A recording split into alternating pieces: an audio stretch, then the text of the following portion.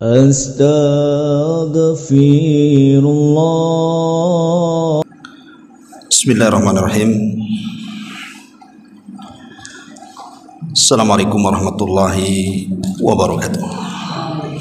Waalaikumsalam warahmatullahi. Alhamdulillah. Wassalatu wassalamu ala Rasulillah wa ala alihi wa sahbihi wa mawalah wa la hawla wa la quwata illa billahi wa ba'du. Alhamdulillah, segala puja dan puji hanya milik Allah subhanahu wa ta'ala. Salawat dan juga salam kita hadiahkan kepada Rasul kita Nabi besar Muhammad sallallahu alaihi wa ala alihi wasallam. Pembahasan di malam hari ini, kalau minggu yang lalu kita membahas tentang kenikmatan sorga, maka malam ini sebaliknya kita akan bicara soal kengerian dan juga dahsyatnya neraka.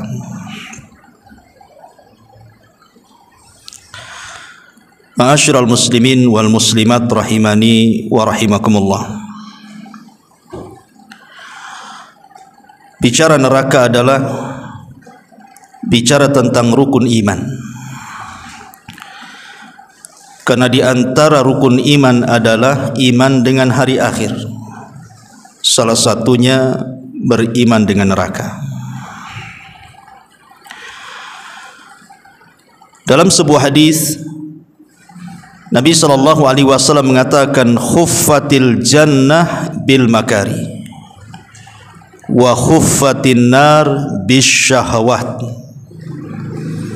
Surga itu dikelilingi dengan perkara-perkara yang dibenci manusia, tapi neraka itu justru dikelilingi dengan perkara-perkara yang disukai manusia. Makanya orang masuk neraka itu tidak perlu belajar, tapi masuk surga itu harus belajar. Masuk neraka itu tidak perlu belajar, cukup maksiat saja, nanti Allah masukkan ke neraka tuh. Makanya ada istilah ketika bicara surga dan neraka itu, kalau surga itu sifatnya darajat, kalau neraka itu sifatnya darokat. Apa darajat dan apa darokat? Kalau darajat itu artinya tangga ke atas, makin tinggi tangganya makin indah surganya. Tapi kalau neraka itu darokat, tangga ke bawah, makin bawah nerakanya makin dahsyat kengeriannya. Ma'asyiral muslimin yang dimuliakan Allah subhanahu wa ta'ala, ketika Allah subhanahu wa ta'ala menciptakan surga dan neraka, sebagaimana diriwayatkan di dalam beberapa riwayat, di antaranya Imam Muslim dan yang lainnya, jadi Allah memerintahkan Jibril untuk melihat surga. Maka Jibril pun kemudian berangkat ke surga. Setelah melihat keindahannya, maka Jibril datang menghadap Allah dan mengatakan, "Ya Rabb, kalau seluruh manusia tahu tentang keindahan surga, tidak ada manusia kecuali pasti ingin masuk surga." Akhirnya Allah subhanahu wa ta'ala mulai memagari surga itu dengan perkara-perkara yang dibenci oleh manusia. Setelah itu Allah perintahkan Jibril kembali melihat surga. Rupanya sudah dikelilingi dengan perkara-perkara yang dibenci manusia. Kata Jibril, "Ya Rabb, kalau surga seperti ini tidak ada orang mau masuk surga." Kemudian Allah subhanahu wa ta'ala memerintahkan Jibril untuk melihat neraka. Setelah melihat kengeriannya, Jibril datang menghadap Allah dan mengatakan, ya Rabb, kalau neraka seperti itu tidak ada orang yang mau masuk neraka karena ngerinya. Kemudian Allah Subhanahu wa taala memagari neraka dengan perkara-perkara yang disukai manusia, syahwat. Kemudian Allah katakan, sekarang kau lihat neraka itu.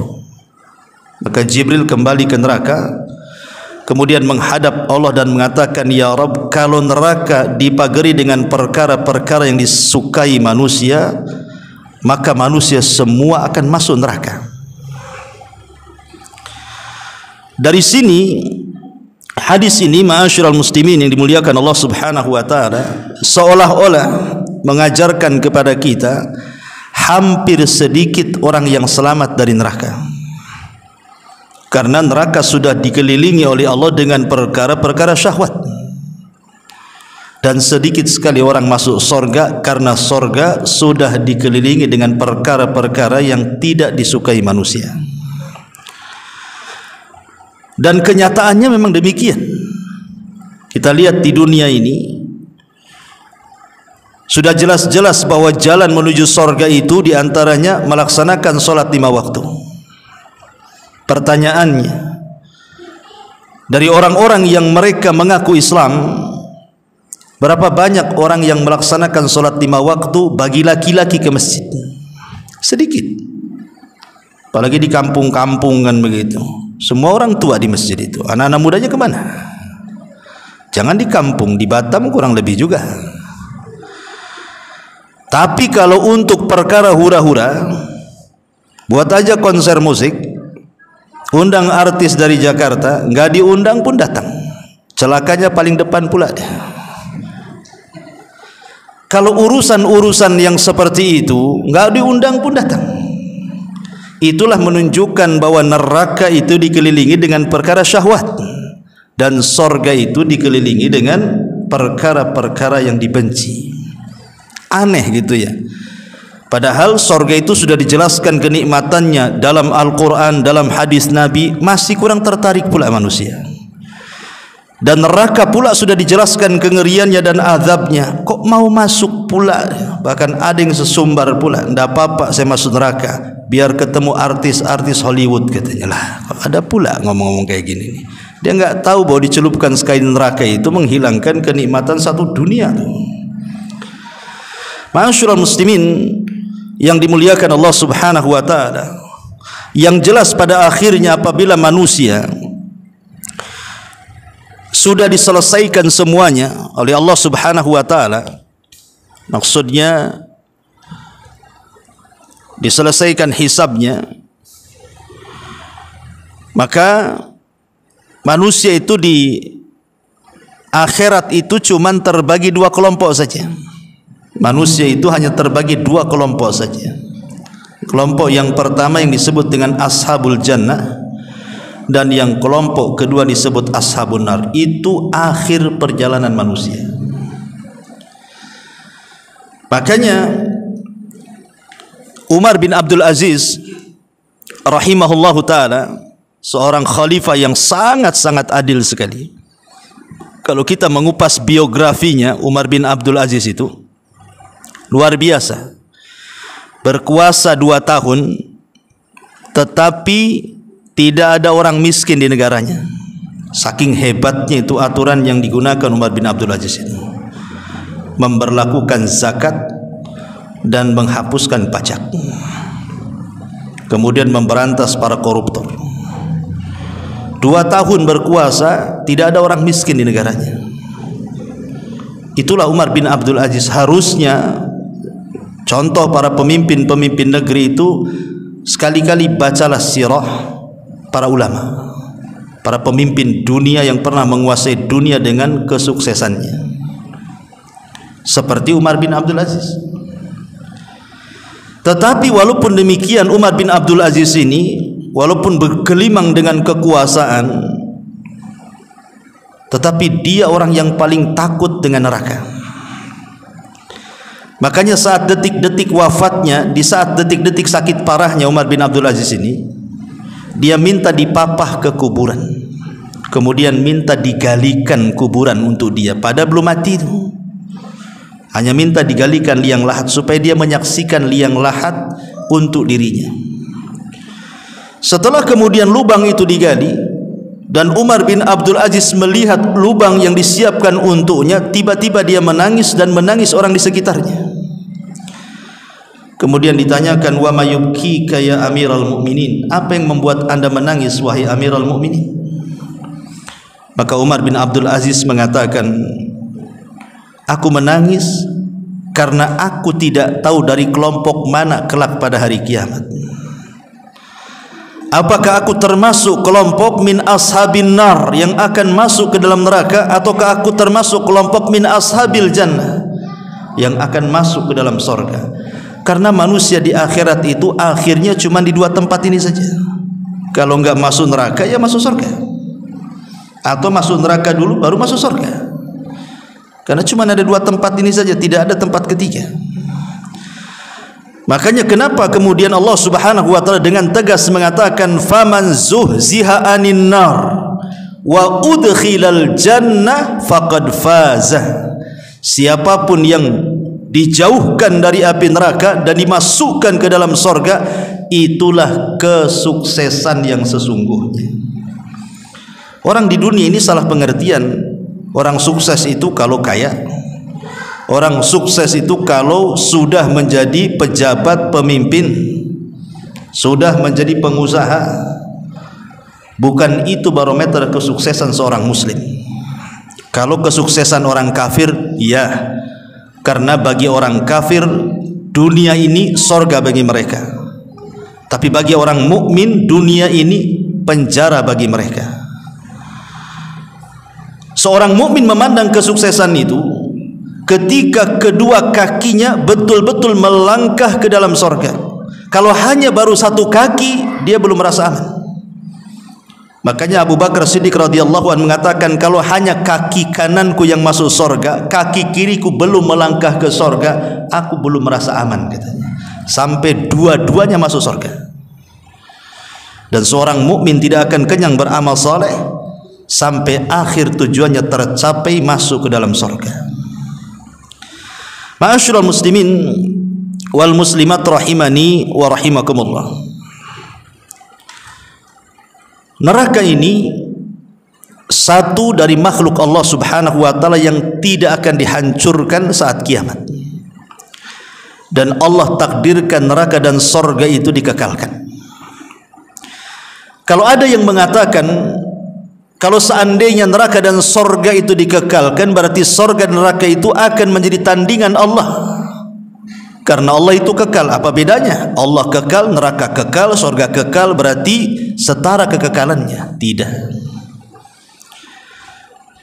Kita bantah bahwa sorga dan neraka itu kekal karena Allah yang berkehendak akan keduanya kekal. Dan sorga dan neraka itu sebelumnya tidak ada, kemudian Allah adakan. Setelah Allah ciptakan, kemudian Allah takdirkan, dikekalkan. Jadi sorga dan neraka itu mereka tergantung kekekalannya dengan kekekalan Allah Subhanahu wa taala. Tapi Allah Subhanahu wa taala tidak pernah didahului dengan ketidakadaan. Sorga itu bukan menentukan kekekalan Allah, tidak. Allah yang menentukan kekekalan sorga dan neraka. Jadi beda. Dari sini kita tahu bahwa Allah sudah mentakdirkan sorga itu kekal. Makanya ada hadis yang mengatakan, idza dakhala ahlul jannatil jannah wa idza dakhala ahlun narin nar.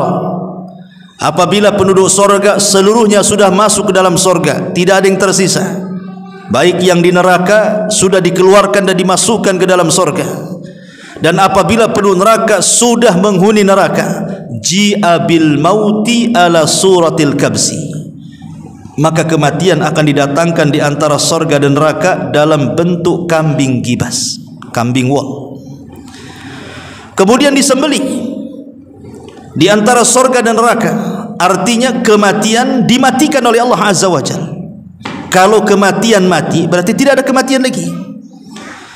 Dari situ Allah Subhanahu wa taala memerintahkan penyeru untuk datang ke dalam surga dan neraka dan mengatakan, ya ahlal jannah khuludun la mautalakum.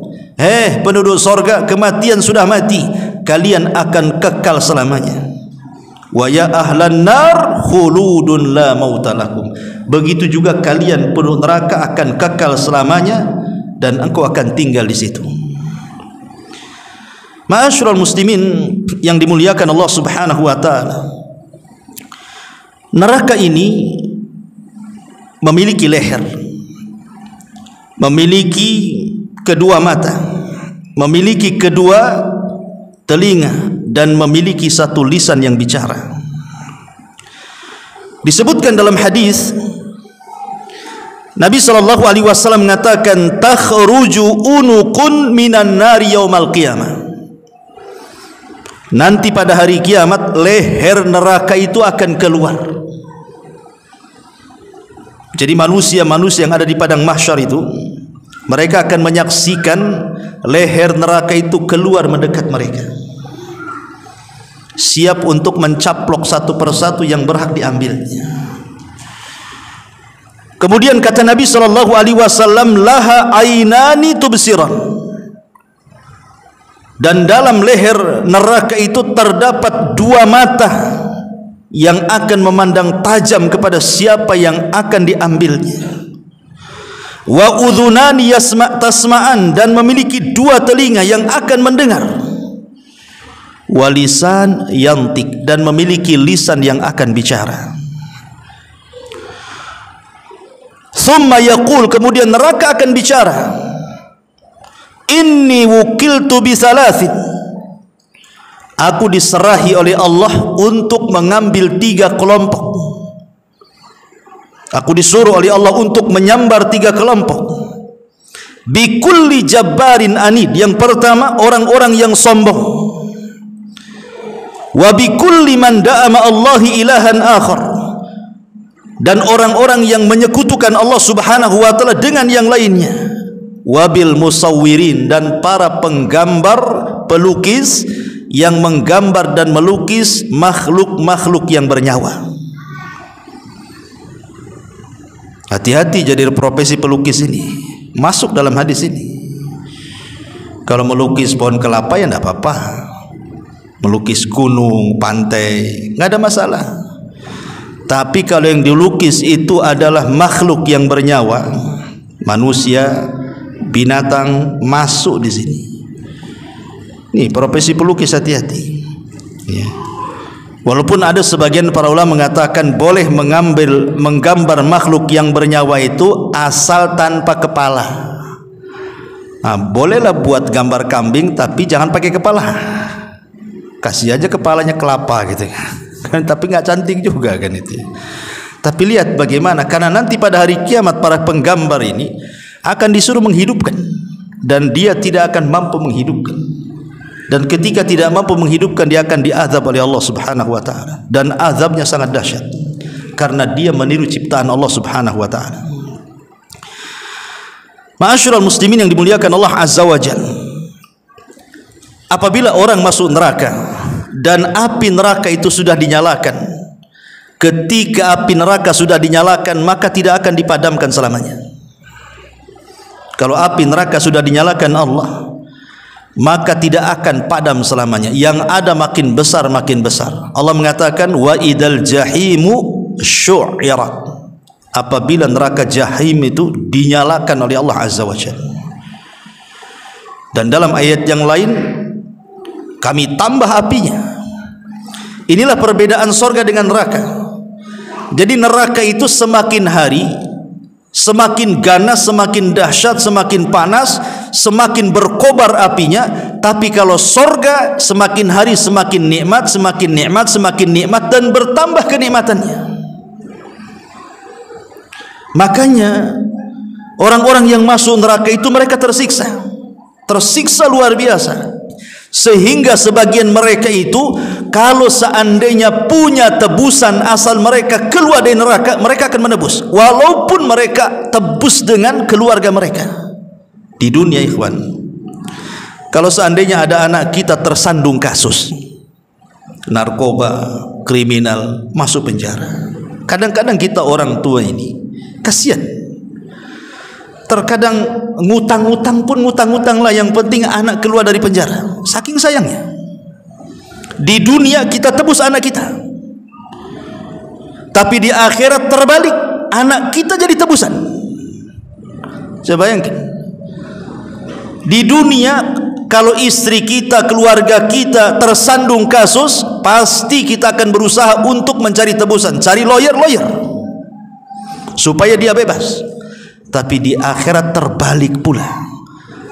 Kalau bisa saya keluar di neraka, anak saya yang masuk, istri saya yang masuk, suami saya yang masuk, keluarga saya yang masuk, asal dia yang keluar.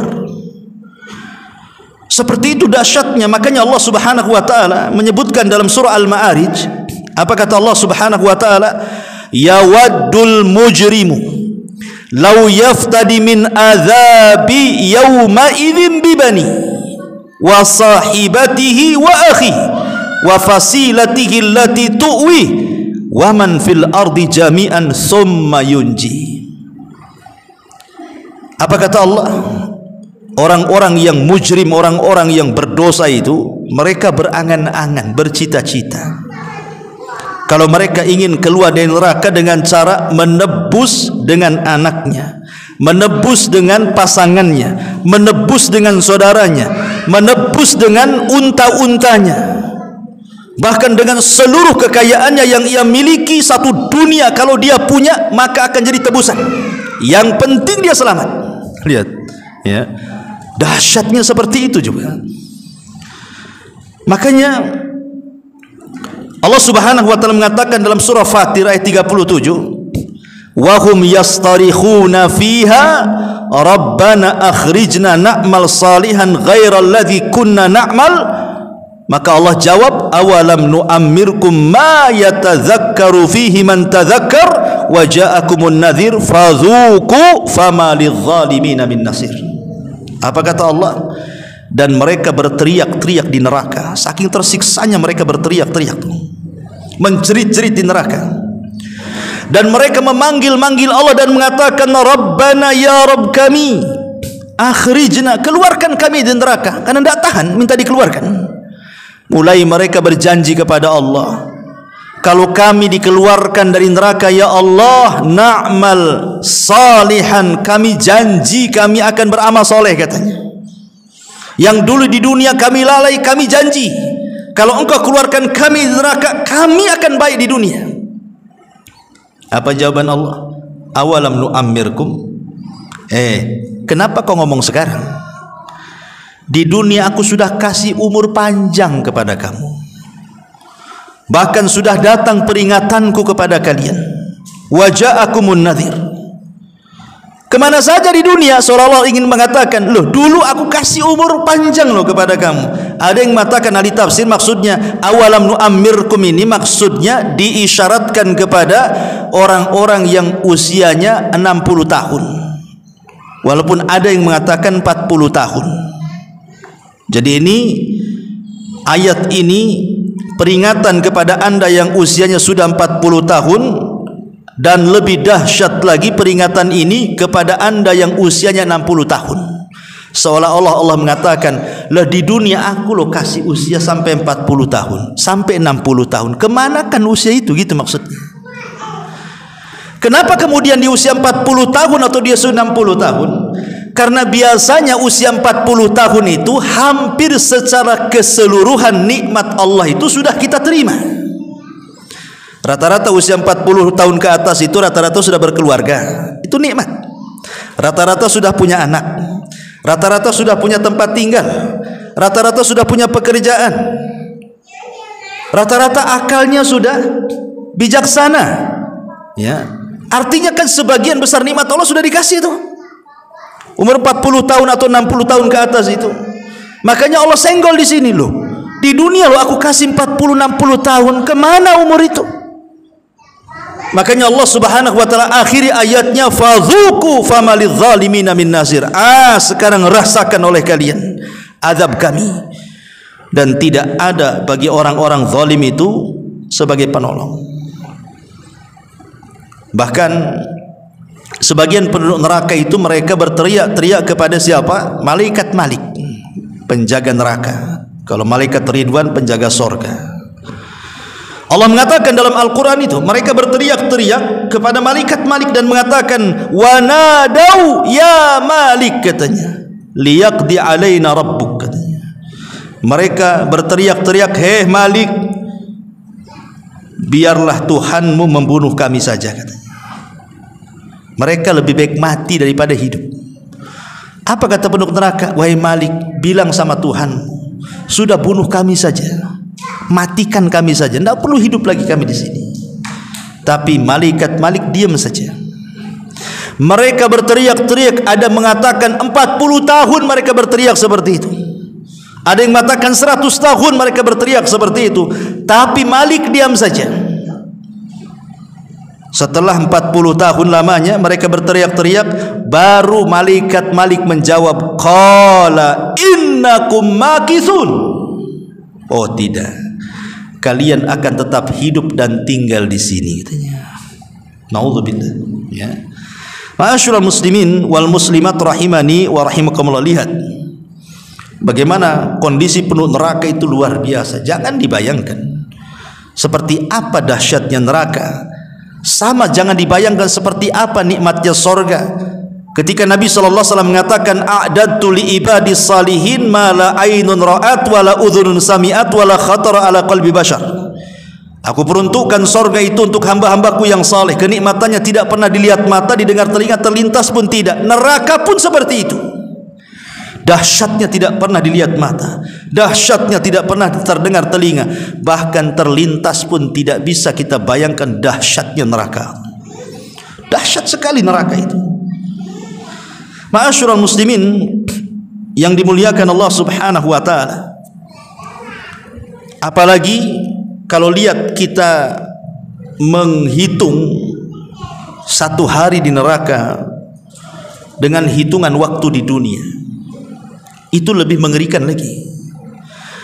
Allah Subhanahu wa taala mengatakan dalam Al-Qur'an, inna yauman inda rabbika ka alfi sanatin mimma ta'uddun. Satu hari kehidupan akhirat bila dibandingkan kehidupan dunia itu sama dengan 1000 tahun. Jadi kalau seandainya Allah takdirkan, na'udzubillah lah, kita berlindung kepada Allah, mudah-mudahan kita tidak masuk neraka. Tapi kalau seseorang Allah takdirkan masuk neraka, kemudian diazab satu hari saja, berarti seolah-olah dia diazab di dunia ini 1000 tahun lamanya. Satu hari diazab di neraka sama dengan 1000 tahun diazab di dunia. Itulah dahsyatnya, ya. Yang demikian ini pun tidak buat takut orang juga. Kalau sudah jelas-jelas kan, kalau orang merenung neraka itu harusnya takut neraka. Baik, kita akan sedikit bicara tentang sifat-sifatnya. Seperti apa sifat-sifat neraka itu, biar kita lebih bisa mendalami seperti apa neraka itu. Pertama, bentuknya dulu. Dijelaskan dalam hadis, Nabi SAW mengatakan, uridat alayyan nar. Satu hari, kata Rasul, ditampakkan kepadaku neraka. Fa aqbala ilayya minha syai'un hatta dana bimakani hadha. Kemudian kata Nabi SAW, tiba-tiba kemudian sesuatu menghampiriku hingga mendekat kepada tempatku. Fa khasyitu an taghsyakum. Aku takut dia akan menutup kalian. Fakultu, dan aku katakan, ya Rabb, wa ana fihim. Ya Rabb, aku ada di tengah-tengah mereka. Fasarafaha ankum. Lalu Allah kemudian menggeser neraka itu dari kalian. Fa'adbarat kit'atan ka'annaha az-zarabi.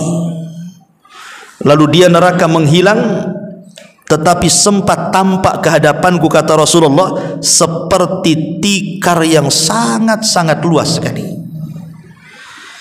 Ya, Nabi SAW ketika melihat neraka diibaratkan tikar yang sangat luas sekali. Karena neraka ini luasnya tidak kira-kira. Bayangkan saja matahari dan bulan itu nanti pada hari kiamat akan dimasukkan ke dalam neraka. Allah Subhanahu wa taala mengatakan dalam Al-Qur'an, wa jumi'at syamsu wal qamar, kami gabungkan matahari dan bulan. Kemudian Nabi SAW mengatakan, maka kami akan pendamkan matahari dan bulan itu ke dalam jahanam. Bumi kalau dibandingkan dengan matahari ribuan kali lipat besarnya matahari itu dimasukkan ke dalam neraka. Berarti kan nerakanya besar sekali. Kalau ada orang bertanya, lah apa salahnya matahari? Apa salahnya bulan? Kenapa kemudian kedua makhluk itu dimasukkan ke dalam jahanam? Apakah matahari bermaksiat kepada Allah? Apakah bulan bermaksiat kepada Allah kemudian dimasukkan ke neraka? Bukan itu tujuan Allah. Matahari itu tidak pernah bermaksiat kepada Allah. Begitu juga bulan. Yang bermaksiat kepada Allah itu hanya jin dan manusia saja. Lalu kenapa keduanya dimasukkan ke dalam jahanam oleh Allah? Allah ingin membantah kepada penduduk neraka. Seolah-olah Allah ingin katakan, hei orang-orang yang di neraka, siapa di antara kalian yang ketika di dunia menyembah matahari dan bulan, sekarang matahari dan bulan pun bersama kalian di situ. Makanya Allah mengatakan, la ta'budu lisyamsi wala lil qamari wasjudu lillahi alladhi khalaqahunna in kuntum iyyahu ta'budun. La tasjudu lisyamsi wala lil qamar, jangan sujud kalian kepada matahari ataupun bulan, tapi sujudlah kepada yang menciptakan keduanya. Karena nanti pada hari kiamat makhluk yang kalian sujud itu dimasukkan juga ke dalam neraka. Berarti keduanya bukan Tuhan, kalian salah nyembah. Jadi Allah hanya ingin membantah para penyembah matahari dan bulan. Karena di dunia ini masih banyak orang yang menyembah matahari dan bulan. Sejak zaman Nabi Ibrahim sampai sekarang. Nabi Ibrahim pernah datang kepada anak-anak muda para penyembah bintang, bulan dan matahari dan mengatakan, oh jangan-jangan bintang Tuhan saya, jangan-jangan bulan Tuhan saya, jangan-jangan matahari bulan saya. Namanya makhluk itu kadang muncul kadang tenggelam. Kata Ibrahim, aku gak suka lah Tuhan muncul tenggelam kayak gini, dan aku berlepas dari kesyirikan kalian. Rupanya bukan hanya di zaman Nabi Ibrahim saja para penyembah matahari dan bulan, sampai sekarang ada. Kita lihat kan, ada orang yang kadang-kadang bawa lidi pagi-pagi itu ditengokin ke matahari, gitu ya. Nanti sore pakai lidi lagi. Mereka menyembah ketika terbit matahari dan ketika tenggelamnya. Makanya di situ kata Rasul, jangan sholat. Jangan sholat ketika matahari terbit dan ketika matahari tenggelam, karena disitulah muncul dua tanduk setan. Kalau ingin sholat matahari terbit, biarkan meninggi satu tombak ke atas. Disitulah boleh kita sholat syuruk namanya. Yang kata Nabi SAW, kalau kita sholat subuh tidak beranjak dari tempatnya, kita zikir dan baca Quran sampai matahari terbit, biarkan dia meninggi satu tombak, lakukan 2 rakaat syuruk, maka pahalanya sama dengan haji dan umrah secara sempurna. Karena kita tidak boleh menyembah matahari dan bulan itu, biarkan dia meninggi dulu. Karena kalau kita sholat di waktu matahari terbit, berarti kita sama sholat di waktu dengan para penyembah matahari. Biarkan mereka nyembah, kita bukan menyembah mereka, kita menyembah Allah Subhanahu wa ta'ala. Jadi bentuk neraka kata Rasul seperti tikar yang luas. Kemudian juga bagaimana kedalamannya. Nabi SAW pernah duduk-duduk dengan para sahabat. Tiba-tiba ada suara menggelegar, dar gitu ya. Jadi Nabi SAW bertanya kepada para sahabat, kalian dengar suara itu? Kata sahabat, kami dengar wahai Rasul. Tahukah kalian suara apa itu? Sahabat mengatakan, Allah wa Rasuluh alam, kami tidak tahu wahai Rasul, Allah dan Rasul yang tahu. Maka Nabi SAW mengatakan, hadza hajarun rumiya bihi fin nari mundu sab'ina kharifah falahu wa yahwi fin naril an hinan taha ila qa'riha, kata Rasul. Itu batu sebesar unta yang dilempar ke dalam jahanam. Sudah 70 tahun batu itu melayang-layang, sekarang sudah sampai di dasarnya. Artinya kedalaman neraka itu kalau kita lempar batu sebesar unta, setelah 70 tahun baru sampai di dasar jahanam itu. Itu kedalamannya itu. Coba bayangkan kalau kita naik ke gunung saja yang sangat tinggi, jangan ke gunung lah. Pamannya ada hotel yang di Nagoya itu yang tinggi itu. Kita naik ke atas, nengok ke bawah tuh. Kalau orang tak terbiasa ketinggian, udah gemetar tuh, udah darah berhenti semua, udah takut kita. Lagi mana orang yang kemudian kepleset dari titian sirat itu kemudian masuk ke dalam neraka itu, dia baru sampai di neraka itu 70 tahun, bayangkan. Lah itu kedalamannya itu, ngeri itu neraka itu. Ya. Kemudian juga ada pun panasnya. Nabi SAW mengatakan, narukum juz'un min sab'ina juz'an minari jahannam. Api kalian di dunia ini itu hanya satu bagian dari panasnya api neraka yang ada dari 70 bagian. Dalam riwayat 100 bagian. Jadi api di dunia itu hanya satu bagian dari 70 bagian. Dalam riwayat 100 bagian. Yang satu bagian saja, lihat, bisa membakar loh. Api di dunia saja yang sekarang kita saksikan, kalau ada kebakaran itu, mendekat aja kita tidak mau. Kadang-kadang mendekat padahal jauh jaraknya. Kalau ada angin itu hembusan panasnya luar biasa tuh. Jadi satu bagian saja yang Allah ambil dari neraka kemudian disimpan di dunia itu, kalau mau bakar dunia itu sudah cukup tuh. Gimana kalau seandainya yang satu bagian digabungkan menjadi 70 bagian atau dalam riwayat 100 bagian, panasnya seperti apa itu? Kan ngeri itu, ya. Makanya kemudian Rasul mengatakan api kalian itu hanya satu bagian dari 70 bagian api jahanam. Ini panasnya. Kemudian bagaimana naungannya? Di dunia kadang-kadang ada awan, dan itu bisa menghalangi cahaya matahari ke kepala kita kalau ada awan itu kan. Atau mungkin ada mendung sehingga kita tidak terlampau panas matahari ke kepala kita ini. Padahal dalam teori fisika, matahari dari kepala kita itu sangat jauh. Kalau boleh dikata hanya bisa dihitung dengan kekuatan cahaya. Tetapi dengan kuasa Allah Subhanahu wa taala, Allah letakkan matahari itu di porosnya. Kalau seandainya matahari ini keluar dari porosnya, kemudian menjauh dari bumi, beku bumi. Tapi kalau matahari keluar dari porosnya, tiba-tiba mendekat ke bumi, terbakarlah bumi itu. Tapi dengan kekuasaan Allah, Allah tempel di tempat yang pas, tidak terlalu panas, tidak terlalu dingin, sehingga tidak membakar bumi, tidak menjadikan beku bumi. Itulah kuasa Allah namanya. Tapi nanti pada hari kiamat, matahari di atas kepala kan, siapa yang akan menaungi kita? Itu belum masuk neraka, baru di padang mahsyar itu. Bagaimana pula kalau masuk neraka, apa naungannya?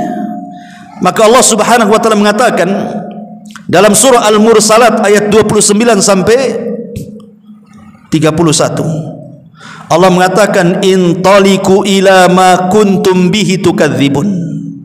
Intaliqu ila dhillin dhi thalathi syu'ab la dhalilin wa la yughni minal lahab innaha tarmi bisyararin kal kausar ka'annahu jimalatun sifar. Dikatakan kepada mereka orang-orang yang berhak masuk neraka itu, pergilah kalian kepada azab Allah Subhanahu wa taala. Wahai para pendusta-pendusta, pergilah kalian akan mendapatkan naungan yang mempunyai 3 cabang, yang tidak melindungi dan tidak pula menolak nyalanya api. Sesungguhnya neraka itu melontarkan bunga-bunga api besar dan setinggi istana, seolah-olah ia iring-iringan unta yang kuning, kata Allah. Lihat. Jadi sudah tidak ada naungan, di atas itu api gitu ya. Kalau saya boleh analogikan seperti ini ibu bapak ya, ibu saya kurung di gubuk ya. Gubuknya ini tidak terlalu tinggi, mungkin 2 meter lah tingginya. Tidak ada plafon, hanya pakai seng saja. Kemudian matahari lagi terik-teriknya tuh, sehingga menyengat seng itu. Kita aja dalam gubuk itu pengen keluar tuh, kayak di sauna aja jadinya kan. Itu logika sederhana tuh. Itu belum pakai api, baru panasnya seng saja kita udah nggak tahan tuh. Jangan lagi cerita itu di rumah saja, kalau nggak ada AC, nggak ada kipas, dah haredang-haredang aja kita kan, maunya keluar saja. Lah ini gimana kalau seandainya naungannya bukan seng, langsung api pula di atas tuh, dan api itu sebesar-besar istana pula, kan ngeri sekali neraka ini kan. Nah, itu naungannya tuh. Adapun anginnya, Allah Subhanahu wa taala mengatakan wadillim min yahmum la baridin wala karim. Adapun anginnya yang akan bertolak itu min samumin wa hamim, akan datang angin yang sangat panas dan air panas yang mendidih, dan dalam naungan asap yang hitam, tidak sejuk dan tidak menyenangkan, kata Allah. Kalau ada angin di dunia masih enak lah kita, namanya panas dalam rumah, keluar ada angin kan enak tuh. Tapi neraka itu anginnya hawa panas, ibaratnya kita duduk di sini, di situ ada kebakaran, tiba-tiba ada angin, kemudian apinya panasnya itu menerpa kita. Seperti itulah kondisi neraka. Ya kalau kebakaran sebentar aja bisa padam, loh neraka siapa yang madamkan? Makanya saya katakan dari awal, kalau sudah dinyalakan tidak akan padam, justru nyalanya akan makin besar, makin besar, makin besar. Menakutkan neraka itu. Adapun suaranya seperti apa? Allah mengatakan dalam surah Al-Furqan ayat 12, idza ra'aitahum min makanin ba'id sami'u laha taghayyudan wa zafira. Apabila neraka itu melihat mereka dari tempat yang jauh, maka mereka neraka itu akan menggeram, sehingga penduduk neraka itu mendengar geramannya dan suara nyala apinya. Dalam ayat yang lain, idza ulqu fiha sami'u laha sahiqa wa hiya tafur. Apabila mereka dilemparkan ke dalam neraka, mereka mendengar suara neraka yang sangat mengerikan, sedang neraka itu membara-bara apinya. Kadang kita lagi duduk saja, ibu bapak yang dimuliakan, ada suara geluduk, kalau bahasa Sunda, bahasa apa ya geluduk gitu ya, petir lah kan gitu ya, suara petir besar sekali sampai kaca gemetaran. Kadang-kadang kita aja ketakutan tuh, baru suara geluduk tuh udah gemetar kita rasanya. Lah ini suara neraka, coba bayangkan, apa enggak gemetar orang-orang di dalamnya itu? Itulah kengeriannya. Adapun khazanatuha, para penjaganya, Allah Subhanahu wa taala mengatakan alaiha malaikatun ghiladun shidadun la ya'sunallah ma amarahum wa yaf'aluna ma yu'marun. Penjaga-penjaga neraka adalah malaikat-malaikat yang sangat kasar lagi sangat keras sekali. Kita saja ada tetangga yang kasar itu kita tidak suka. Ada satu tetangga aja kasar mulutnya sama kita, apalagi sampai mencela, mencaci maki, rasanya kita mau pindah dari situ. Hari-hari kita dimaki-maki malaikat, coba yang di neraka itu. Gimana rasanya? Itu bukan hanya siksa badan, sak batin-batin kena tuh, mental kena. Adapun pintu-pintunya, Allah mengatakan laha sab'atu abwabin likulli babin minhum juz'um maksum. Dan neraka itu memiliki 7 pintu. Saya sudah katakan kemarin waktu cerita surga, berapa pintu surga? 8. Berapa pintu neraka? 7. Kenapa pintu surga dilebihkan? Harusnya samakan aja lah, pintu neraka 7, surga 7. Ini pula surga dilebihkan 1, pula 8. Rupanya ada hikmah di situ. Kenapa pintu surga 8? Kenapa pintu neraka 7? Allah ingin menunjukkan kepada hambanya bahwa rahmat Allah itu lebih luas dibandingkan murkanya. Allah itu lebih luas kasih sayangnya kepada kita dibandingkan kemarahannya. Maunya Allah itu kita masuk surga semuanya, tapi kita pula yang memilih neraka.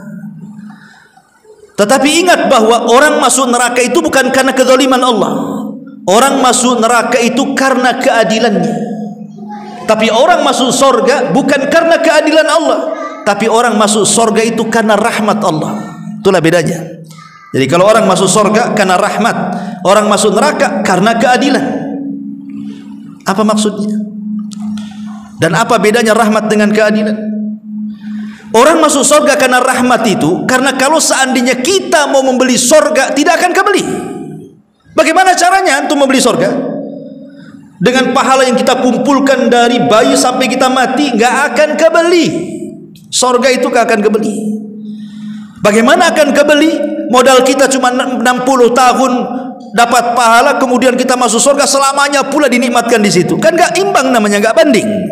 Makanya di zaman Bani Israel ada orang yang sok-sok jago karena dia tidak pernah maksiat di dunia, dia beramal soleh selama 70 tahun. Tidak pernah maksiat memang orang ini. Dia di tempat ibadahnya saja sampai mati. Tiba-tiba dipanggil oleh Allah untuk berdiri di pintu surga. Kemudian Allah mengatakan, udkhulil jannah bi rahmati, masuk kau ke dalam surga dengan rahmatku. Kata orang ini mengatakan, oh tidak bisa.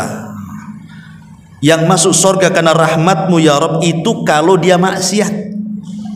Kemudian kau ampuni, kau berikan rahmat, masuklah dia dengan surga dengan rahmatmu. Lah akulah tidak pernah maksiat. Macam mana aku masuk surga dengan rahmatmu? Aku ingin masuk surga dengan amalanku, katanya. Kata Allah, baik, kalau begitu berapa amalanmu? Hitung. Dihitung amalan dia sejak dia lahir sampai mati. Rupanya pahala yang ia miliki tidak sebanding dengan satu nikmat Allah saja yang Allah berikan kepada dia, berupa penglihatan. Karena dia takut tak masuk surga, akhirnya dia nyerah. Ya sudah ya Rabb, masukkan aja aku dengan rahmatmu daripada tak masuk, kan gitu. Ya. Tapi kalau orang masuk neraka karena keadilan, Allah tidak zalim, karena Allah sudah memberikan mata, memberikan telinga, memberikan pikiran, otak, hati. Kemudian Allah kasih dua jalan di dunia ini, wahadainahun najdain. Kami kasih jalan ini loh, jalan ke surga, dan kami sudah jelaskan begini caranya. Ini jalan ke neraka dan kami sudah jelaskan jangan sampai ke sana. Kita pula milih ke sana. Masa Allah yang disalahkan? Ya salah kamulah, kamu yang memilih neraka. Tetapi Allah itu maha adil. Allah maha adil dengan memasukkan orang ke neraka karena keadilannya. Apa maksudnya adil di sini? Allah tidak mungkin menyiksa manusia kecuali karena dosa yang ia lakukan saja. Dia kau siksa karena kau berbuat dosa. Kalau kamu berbuat baik kau masuk surga, itulah adil namanya. Sekarang kalau ada yang mengatakan, Ustaz, bagaimana kok Allah masukkan ke dalam surga adil? Buktinya orang kafir, anggaplah orang kafir itu usianya 20 tahun, kemudian mati di atas kekafiran, kemudian dia masuk neraka, dikekalkan di dalamnya. Macam mana adilnya tuh? Dia kafirnya cuman, makanya balik, anggaplah 15 tahun laki-laki balik, mati di usia 20 tahun, berarti kekafirannya hanya 5 tahun saja kan? Kemudian dia mati, masuk neraka, dikekalkan pula di neraka. Mana adilnya? Harusnya kalau dia melakukan kekufuran 5 tahun, ya 5 tahun aja di neraka, kan begitu, sesuai dosanya. Kalau ada orang yang ngomong begitu, cuman jawabannya tuh? Kita jawab, Allah subhanahu wa ta'ala zat yang maha mengetahui yang telah, yang sedang, dan yang akan datang. Bahkan Allah mengetahui sesuatu yang mustahil terjadi. Kalau terjadi Allah tahu. Apa maksudnya nih? Paham gak nih? Allah maha mengetahui kepada sesuatu yang mustahil terjadi. Kalau terjadi Allah tahu. Orang kafir masuk neraka, kemudian orang kafir ini kalau dikeluarkan dari neraka, dikembalikan ke dunia, mustahil atau mungkin? Mustahil. Dunianya sudah hancur. Tapi okelah, dunia Allah bentuk lagi. Orang kafir yang sudah masuk neraka, aku angkat kau, aku balikan ke dunia.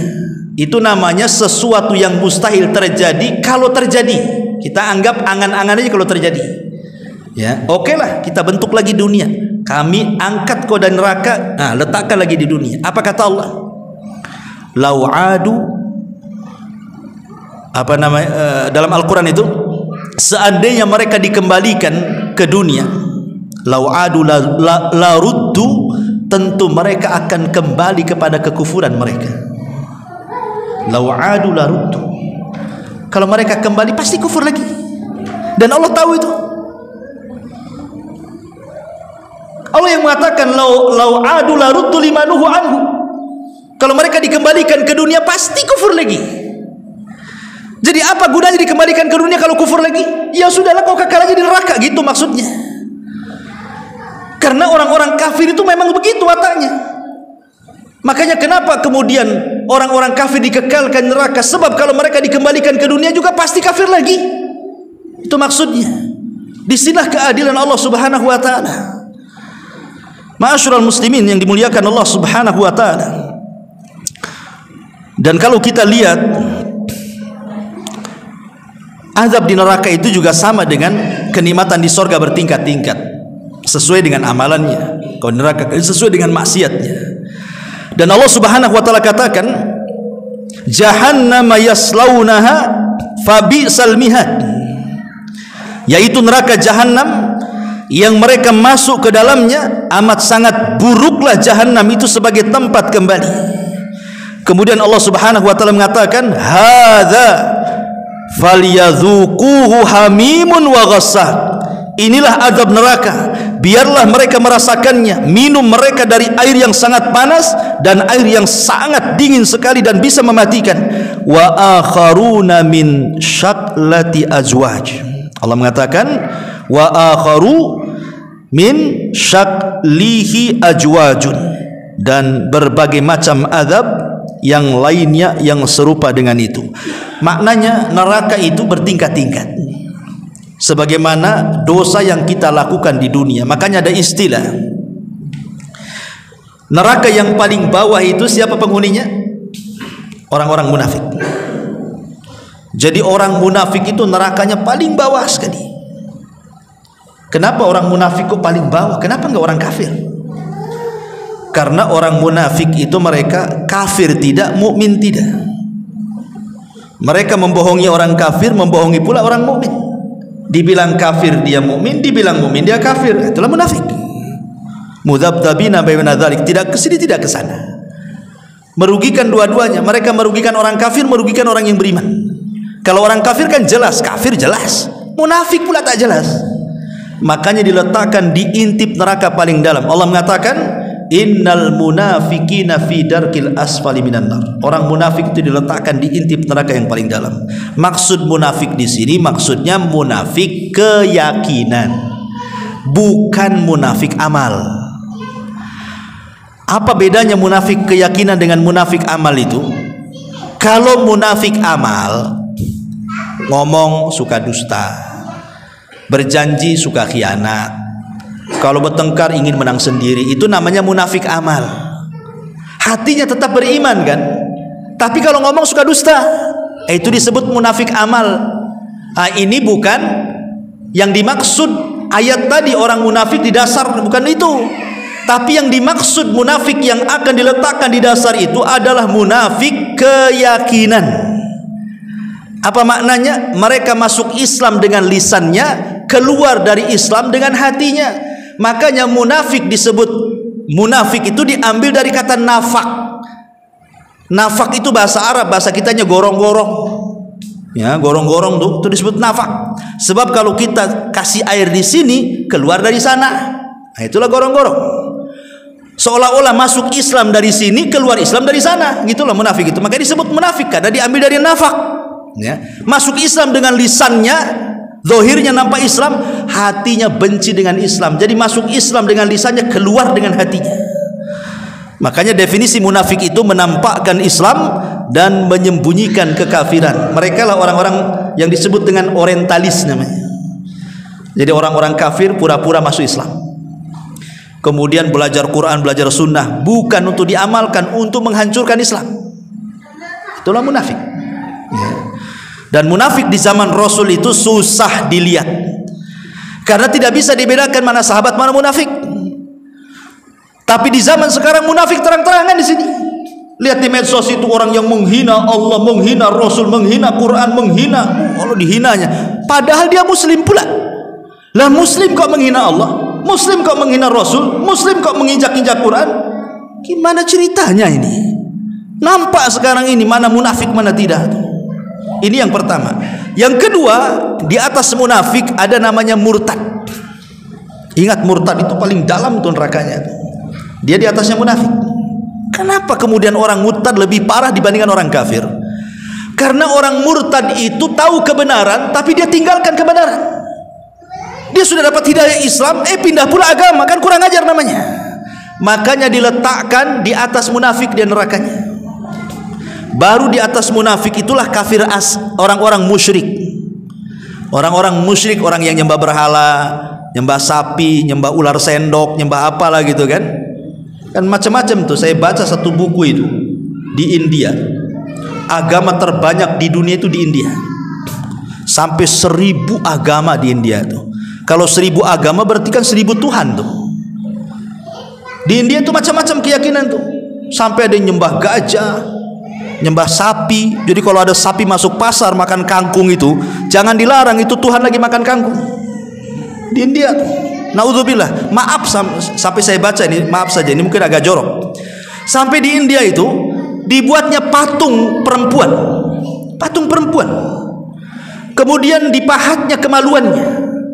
Kemudian disembah pula tuh kemaluannya. Naudzubillah. Saya baca tuh. Jadi saya baca lagi, kenapa alasannya itu? Mereka mengatakan karena dari situlah keluar orang-orang mulia, keluar para nabi katanya, keluar orang-orang soleh. Lah kita bisa bantah, dari situ juga Abu Jahal keluar, dari situ juga Fir'aun keluar, dari situ juga Namrud keluar kan. Naudzubillah, nggak masuk di akal. Makanya orang musyrik itu menghilangkan akal orang, nggak dipakai akalnya kan. Alhamdulillah kita tidak jadi musyrik itu, kita masih mukmin sehingga kita dapat hidayah Allah Azza wa Jalla, akal kita masih berfungsi itu. Lah baru di atasnya orang kafir asli. Orang kafir asli maksudnya apa? Yahudi dan Nasrani, itu kafir asli namanya. Baru di atasnya seorang ahli tauhid yang bermaksiat. Paling atas neraka itu yang disebut dengan Jahannam. Jadi neraka Jahannam itu khusus orang-orang Islam yang ahli maksiat. Mereka dimasukkan ke dalam Jahannam, tetapi mereka tidak akan dikekalkan di dalamnya sesuai dengan dosanya. Itulah paling atas neraka. Jadi paling bawah munafik, di atasnya murtad, di atasnya lagi musyrik, di atasnya lagi kafir asli, di atasnya lagi bari mukmin yang bermaksiat tuh. Tuh ngeri itu kan. Itulah tingkatan-tingkatan neraka kata para ulama. Ma'asyiral muslimin yang dimuliakan Allah Subhanahu wa taala. Disebutkan dalam sebuah ayat, inna a'tadna lidh-dhalimina naran ahata bihim suradikuha wa iyastaghitsu yughatsu bima'in kalmuhli yashwil wujuh bi'sasy syarab wa sa'at murtafaqa. Sesungguhnya kami telah sediakan bagi orang-orang zalim itu neraka yang gejolaknya mengepung mereka, dan jika mereka meminta minum niscaya mereka akan diberi minum dengan air seperti besi yang mendidih yang menghanguskan muka-muka mereka. Itulah minuman yang paling buruk dan tempat istirahat yang paling jelek. Hasan Al-Basri rahimahullahu taala, satu hari dia sedang mengajar seperti ini. Imam Hasan Al-Basri itu seorang ulama tabi'in, generasi kedua setelah para sahabat. Jadi ada murid-muridnya datang membawa air mineral kayak gini lah. Air mineral. Ini Israel apa Palestina? Ini Palestina. Jadi ada murid-muridnya, dia bawa air mineral, air bersih, dan dikatakan silahkan wahai imam, minumlah. Jadi Imam Hasan Al-Basri memandang air itu, tiba-tiba menangis. Jadi muridnya merasa bersalah. Apa salah saya? Saya kan hanya ngasih minuman supaya guru saya minum air mineral, air putih. Kenapa pula dia menangis gara-gara melihat air gitu? Jadi ditanyakan kepada Imam Hasan Al-Basri itu, wa mayubkika ya imam, apa yang membuat anda menangis wahai imam? Masa gara-gara mandang air juga menangis katanya. Apa kata Imam Hasan Al-Basri? Dia mengatakan tadzakartu umniyata ahlin nar. Aku teringat dengan angan-angan dan cita-citanya penduduk neraka. Kemudian ditanya lagi, wa ma umniyatu ahlin nar ya Imam, apalah cita-cita angan-angan penduduk neraka itu wahai Imam? Maka Hasan Al-Basri membacakan satu ayat, wa nada ashabun nar ashabal jannah an afidu alaina minal ma au mimma razaqakumullah.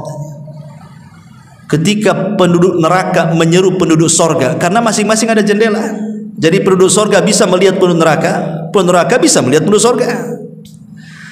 Jadi penduduk neraka ini memanggil-manggil penduduk sorga itu, wahai penduduk sorga, afidu alaina minal ma, bisa enggak kau hantarkan untuk kami walaupun setetes air yang ada di sorga kepada kami di sini, atau makanan yang Allah rizkikan kepada kalian. Apa jawaban penduduk sorga? Innallaha harramahuma alal kafirin ma'ab. Allah haramkan keduanya bagi orang kafir. Jadi angan-angan penduduk neraka itu cuma dua, pengen dapat air bersih dan pengen dapat makanan yang layak. Karena minuman di neraka itu semua panas, membakar usus, dan semua makanan di sorga itu pohon zakum. Zakum ini buah berduri yang kalau dimakan itu sampai di sini keselak, kemudian menghancurkan tenggorokan. Itu makanya mereka meminta kepada surga, kasihlah. Masalahnya mereka itu tidak hidup tidak mati. Jadi mereka meminta, ya wahai penduduk surga, kasihlah air sedikit itu ataupun makanan yang dirizkikan Allah. Tapi penduduk surga mengatakan, innallaha harramahum alal kafirin. Oh maaf, Allah haramkan kepada kalian hai orang kafir. Maka selamanya mereka akan makan dari nanah dan darahnya penduduk neraka yang sangat mendidih itu, naudzubillah. Ma'asyiral muslimin wal muslimat rahimani wa rahimakumullah. Adapun bentuk siksaannya dijelaskan dalam surah An-Nisa. Allah mengatakan, kullama nadijat juluduhum badalnahum juludan ghairaha liyadzuqul adzab. Setiap kulit mereka dihanguskan, kami ganti dengan kulit yang baru. Dihanguskan kembali, kami ganti dengan kulit yang baru supaya mereka merasakan azab. Satu hari Nabi SAW pernah bermimpi. Dalam mimpinya diapit dua malaikat, ya, kemudian dibawa ke ketinggian. Rupanya Rasul dibawa ke tempat pengazaban manusia, diperlihatkan azab kubur, ya. Lah salah satu yang dilihat Nabi SAW adalah seorang laki-laki yang diterlentangkan. Kemudian di sampingnya ada malaikat yang berdiri dan memegang batu. Kemudian batu itu dibenturkan di kepalanya sampai hancur. Dia pun menjerit sampai akhirnya kemudian entah mati entah apa, hilang suaranya. Tiba-tiba malaikat ini pergi hendak mengambil batu yang lainnya. Sebelum datang rupanya kepalanya sudah balik lagi. Kemudian dibenturkan lagi, hancur lagi. Kemudian cari batu lagi, kepalanya balik lagi. Naudzubillah, seperti itulah siksaannya. Itulah yang kemudian Allah gambarkan dalam surah An-Nisa. Jadi Nabi ngomong sama malaikat Jibril, "Mahadzan," katanya. Siksaannya orang ini kok sampai seperti ini dahsyatnya kan itu? Emang apa dosanya? Kata Nabi SAW, karena orang ini dia berdusta sampai dustanya melambung ke ufuk, katanya. Dalam riwayat, karena dia sengaja tidur di waktu datang sholat. Ada dua riwayat. Riwayat yang pertama mengatakan karena dia yakdzibu kadzbah hatta balagal ufuk, karena dia suka berdusta sampai melambung ke langit. Yang kedua, nama walam yusolli, sengaja dia tidur untuk meninggalkan sholat. Antara dua ini dosanya. Apa maknanya melambung, dusta melambung ke langit itu? Maksudnya apa? Ibu bapak yang dimuliakan Allah Azza wa Jalla, kalau zaman dulu belum ada handphone, seseorang mau menyebarkan hoax itu lama tersebarnya kan. Pamannya saya mau buat cerita dusta nih supaya orang satu kecamatan tahu. Lama, karena dari mulut ke mulut, dari kuping ke kuping kan. Mungkin tak sebulan dua bulan baru nyebar kemana-mana. Sekarang cukup bawa handphone, tulis saja berita hoax di situ. Kemudian share, 1 menit aja udah kemana-mana tuh. Semua orang lihat, semua orang baca. Itulah namanya dusta sampai melambung ke ufuk tuh. Hadis ini memang zaman dulu susah untuk ditafsirkan. Apa maksudnya? Kok dusta sampai melambung ke kufur? Gimana maksudnya? Hari ini baru kita tahu apa makna hadis itu. Karena sekarang kalau kita berdusta, tinggal share aja di internet, bukan satu Indonesia, satu dunia tahu. Nah, itulah dosanya. Hati-hati, ini tahun politik masalahnya. Tahun politik ini tahun ngeri-ngeri sedap. Tahun penyebaran dosa jariah. Ya, ingat, sebaiknya hati-hati pegang handphone. Jaga jempol, jangan ngelek jempol ke atas atau jempol ke bawah sama aja. Apalagi copy paste share, hati-hati.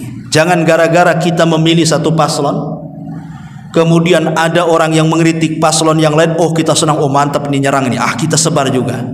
Belum tentu yang nulis, yang ngomong itu benar.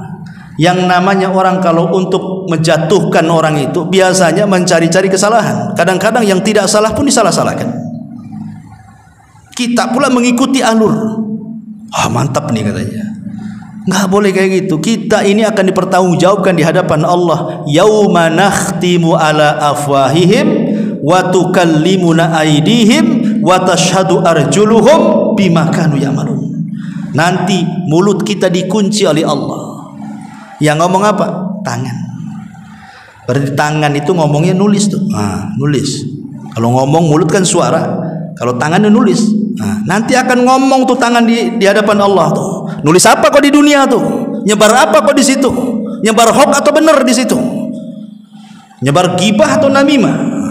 Itu akan ditanya semuanya. Hati-hati tahun politik ini. Banyak istighfar tahun-tahun politik ini. Kita berdoa sajalah kepada Allah, mudah-mudahan kita dapat pemimpin yang bagus. Gitu saja. Ya. Kalaupun kita harus memilih pemimpin, kita lihat mana yang menguntungkan agama kita, pilih tanpa harus menyebar hoax. Karena kekuasaan itu milik Allah. Kalau memang sudah dicatat di Lauhil Mahfuz si fulan jadi pemimpin, mau dikeroyok satu dunia saja menjelek-jelekan dia, kalau memang takdirnya jadi pemimpin, jadi pemimpin. Kenapa heboh? Kepemimpinan itu milik Allah. Allah suka-suka meletakkan, Allah suka-suka mencabut. Serahkan kepada Allah Azza wa Jalla sambil berdoa dapat pemimpin yang bagus. Ma'asyiral muslimin wal muslimat rahimani wa rahimakumullah. Bahkan bukan hanya itu saja, bukan hanya penyiksaan fisik, bahkan penyiksaan batin luar biasa penuh neraka itu. Disebutkan di dalam Al-Qur'anul Karim, wa anzir yaumal hasrata idz qudiyal amru, dan berilah mereka peringatan tentang hari penyesalan, yaitu ketika perkara telah diputuskan oleh Allah Azza wa Jalla. Jadi orang yang masuk neraka itu mereka sedih, nyesel, dan sedihnya itu terus tidak berhenti. Kalau di dunia ikhwan, kita sedih itu ada waktunya. Mungkin sehari 2 hari sedih, nanti 3 harinya ketawa, kan itu ya. Di dunia itu ndak ada yang kekal. Nggak mungkin sedih terus seumur hidup, nggak mungkin tertawa terus seumur hidup. Kalau tertawa seumur hidup orang gila tuh namanya. Ya. Pasti ada waktunya. Tapi orang masuk neraka itu sedihnya terus sampai kapan tuh? Ya, nggak berhenti sedihnya. Dan itu siksaan batin namanya. Ya, siksaan batin lebih sakit kan dibandingkan siksaan fisik gitu. Ma'asyiral muslimin wal muslimat rahimani wa rahimakumullah. Kemudian juga di antara ayatnya Allah mengatakan innakum wa ma ta'buduna min dunillah hasabu jahannam antum laha waridun. Sesungguhnya kamu dan apa yang kamu sembah selain Allah adalah umpan jahannam dan kamu pasti akan masuk ke dalamnya. Dan banyak lagi kalau kita cerita tentang sifat-sifat neraka, bagaimana makanan pun neraka yang Rasul katakan kalau seandainya setetes getah zakum dibawa ke dunia. Zakum itu pohon di neraka. Dia akarnya di dasar jahanam menjulang ke langit di neraka itu. Kemudian ada buahnya berduri. Itu ada getahnya. Kata Nabi SAW, lau anna kitratan minaz zakum, kalau getahnya zakum itu qatarat fi biharid dunya, diteteskan ke lautan yang ada di dunia, satu tetes getah zakum dibawa ke dunia, diteteskan di lautan, apa yang terjadi? la afsadat ala ahli dunya ma'ayishahum fa kaifa biman yakunu ta'amu. Kata Rasul, maka itu cukup menimbulkan kerusakan terhadap kehidupan penduduk dunia, macam mana orang yang memakannya. Satu tetes jagung saja rusak satu dunia, macam mana yang memakannya, gitu maksudnya. Kan ngeri itu ya, baru getahnya gimana buahnya. Dari sini udah nggak kebayang siksaan neraka. Ya, mudah-mudahan kita berdoa kepada Allah Subhanahu wa taala, Allah lindungi kita dari azab neraka. Makanya jangan bosan-bosan dalam sholat kita sebelum salam meminta kepada Allah dari 4 perlindungan. Allahumma inni a'udzubika min adzabi jahannam wa min adzabil qabri wa min fitnatil mahya wal mamat wa min syarri fitnatil masihi dajjal. Sebelum salam kita meminta kepada Allah 4 perlindungan, salah satunya dari azab jahannam. Karena orang kalau sudah masuk jahannam, jangan berangan-angan ingin masuk neraka. Orang bodoh berangan-angan ingin masuk neraka itu. Harusnya kita berangan-angan masuk surga. Kata Rasul, idza sa'altumullaha fas'alul firdaus. Kalau engkau minta surga, jangan minta yang lainnya. Karena itulah kebahagiaan yang hakiki. Sempat saja kita masuk neraka walaupun 1 hari, kita diadab 1000 tahun di dunia. Rasanya seperti apa? Kita masuk penjara saja nggak diapa-apain, cuma dikurung saja dah bosan. Tersiksa kita di situ. Cemana kalau sampai disiksa? Itu mungkin menyakitkan bagi kita. Maka kita berdoa kepada Allah Subhanahu wa taala, Allahumma inni a'udzubika minan nar.